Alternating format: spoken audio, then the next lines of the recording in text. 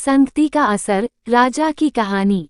एक बार एक राजा शिकार के उद्देश्य से अपने काफिले के साथ किसी जंगल से गुजर रहा था। दूर दूर तक शिकार नजर नहीं आ रहा था।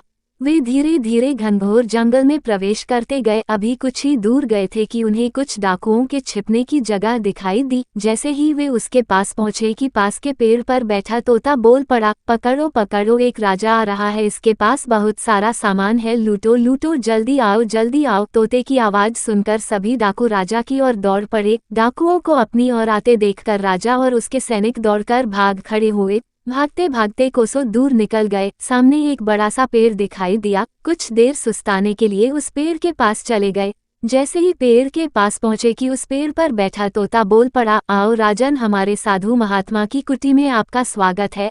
अंदर आइए, पानी पीजिए और विश्राम कर लीजिए। तोते की इस बात को सुनकर राजा हैरत में पड़ गया और सोचने लगा कि एक ही जाति के दो प्राणियों का व्यवहार इतना अलग अलग कैसे हो सकता है। राजा को कुछ समझ नहीं आ रहा था। वो तोते की बात मानकर अंदर साधु की कुटिया की ओर चला गया।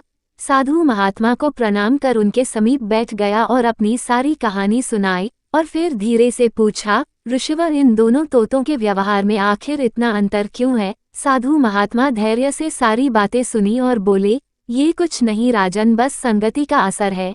डाकुओं के साथ रहकर तोता भी डाकुओं की तरह व्यवहार करने लगा है और उनकी ही भाषा बोलने लगा है। अर्थात जो जिस वातावरण में रहता है वह वैसा ही बन जाता है। कहने का तात्पर्य यह है कि मूर्ख भी विद्वानों के साथ रहकर विद्वान बन जाता है, और अगर विद्वान भी मूर्खों के संगत में रहता है तो उसके अंदर भी मूर्खता आ जाती है। इसलिए हमें संगति सोच समझकर करनी चाहिए।